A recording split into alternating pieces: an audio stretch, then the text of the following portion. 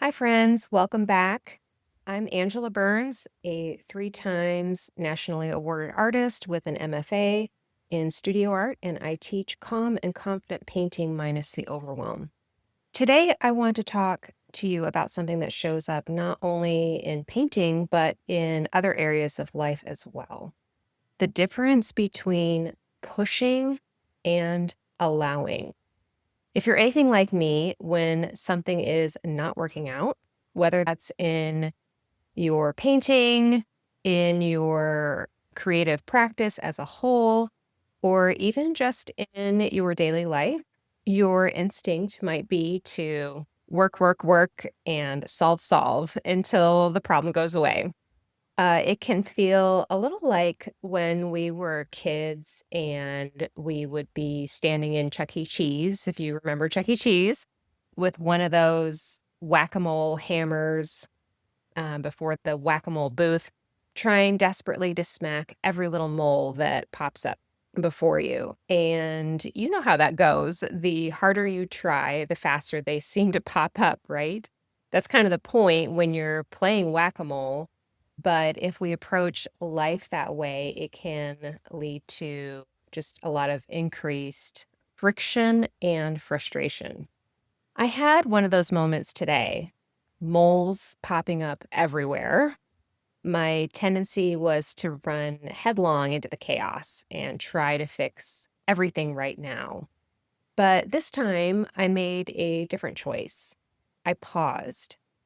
I decided instead to take a breath, give my mind and my creativity some room to breathe. And so I decided to, instead of trying to work, work, work and solve, solve, solve the latest problem, to sit down here with you instead and just chat with you for a few minutes about what it looks like to intentionally choose rest.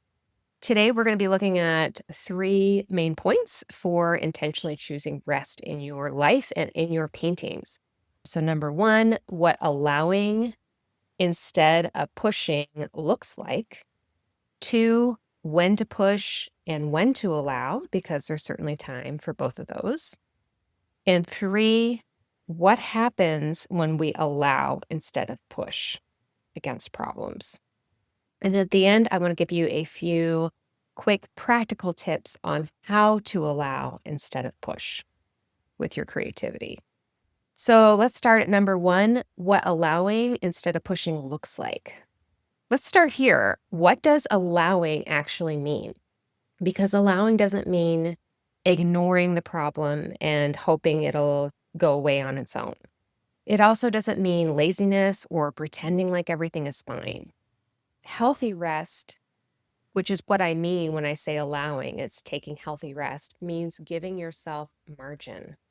It's stepping back enough to say, not everything has to be solved today. When we push constantly, 3 things happen.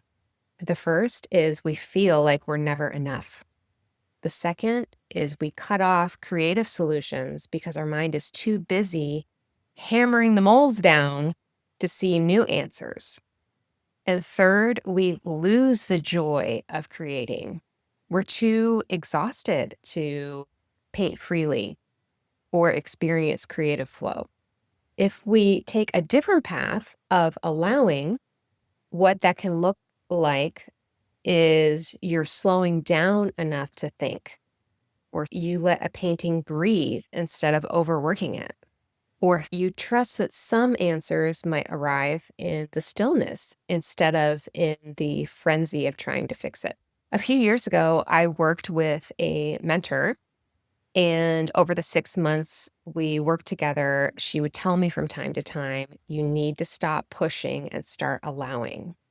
And at the time, I had an inkling of what she meant, but I wasn't willing to apply it. I thought that working hard really was the only way forward, the only way to see progress. But she was seeing something that I couldn't. And that was I had a tendency to try to force every problem into submission. And that was burning me out and actually stalling my progress. So that gives you a little bit of context for allowing versus pushing. Let's move on to number 2, when to push and when to allow. Now, I don't want you to get me wrong here as you're listening. There is a time to push. Sometimes a painting really does need you to show up and make deliberate and brave changes. And sometimes you do need to crank through a deadline or push past the resistance that is coming up just to get moving in your painting again. So here's the difference though. Pushing feels frantic, clenched, pressured. You're trying to force a solution, while allowing feels like a steady breath. You're present, curious, willing to let the next step unfold naturally. I want you to ask yourself, if you're in a place where you're wondering, is this a time to push or is this a time to allow? Ask yourself, am I making this next step because it's what my art needs? Or am I taking this step because I feel panicked and I'm just trying to fix something that isn't actually broken or may benefit from a little more space? Sometimes the most courageous move is to not push, to set the brush down, or to take a walk, or to find another way to just let your creative brain quietly reorganize the puzzle pieces for you. So that's a few thoughts on when to push and when to allow. Let's move on to number 3. What happens when we allow instead of push?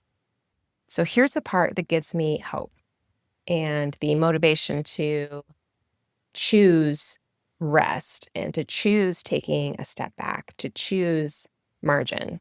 When we do those things, it gives space for our creativity and inspiration to show up. And it doesn't just give space for them to show up.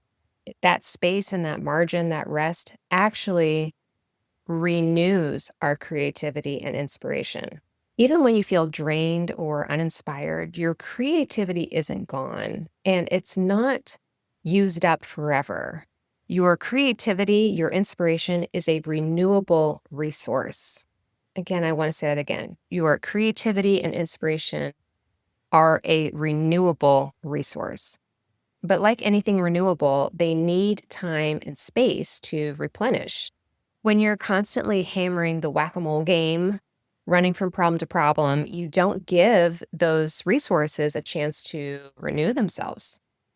When you step back, when you allow instead of push, you're giving creativity time to flow back in. And often you'll notice it returns in unexpected ways.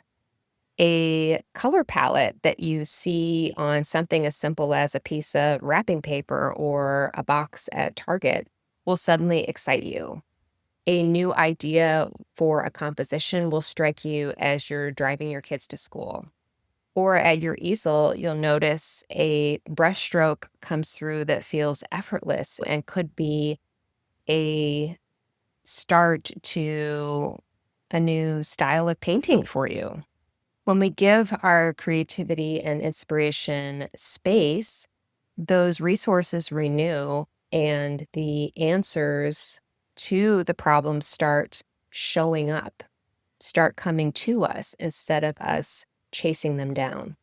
So by this point, you have an idea of what pushing looks like instead of allowing, and when to push, when to just allow and invite more rest and more margin in. But how do we allow instead of push? You might be thinking, this all sounds great, but how do I do this in real life? Here are 3 quick practical tips that you can start using today. Number 1, build in margin. Before you even sit down to paint, give yourself a few minutes of stillness. Breathe. Look at your materials, look at your photo resource. Just give yourself a minute to take in your environment.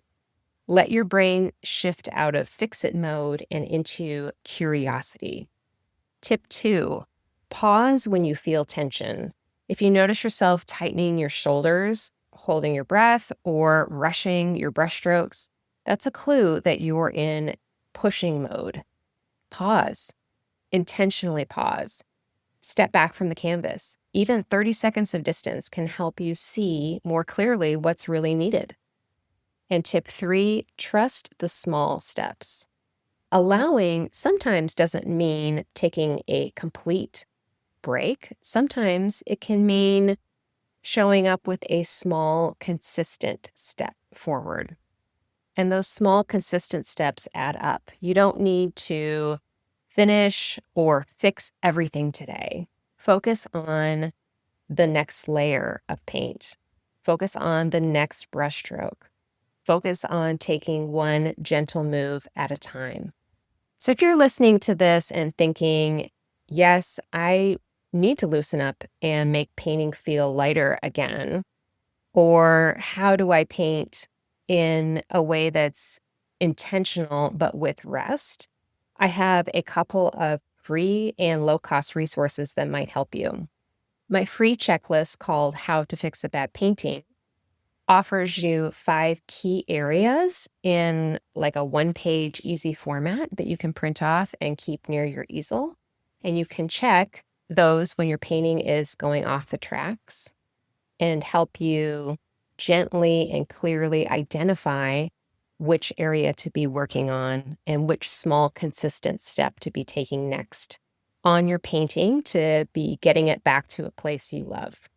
And my mini course, The 1 Hour Painter, is a step-by-step system to finish beautiful, expressive paintings in just 1 hour without overworking or long, exhausting painting sessions. And that course will help you find joyful, peaceful consistency in your art practice. You can find both of these and also my website linked in the description below. All these resources are designed to help you take the pressure off and find more joy and freedom in your art and build a sustainable, thriving art practice that you love. Friends, I want you to remember that creativity isn't a race. Sometimes the most beautiful results come when you step back, take a deep breath, and let the painting and yourself simply be. Sometimes the best answers show up after a rest, after allowing instead of pushing. Thanks for joining me today. I hope this gives you permission to set down the hammer, take a breath, and find creative flow again in your art. I hope it was helpful, and I'll see you next time. Bye.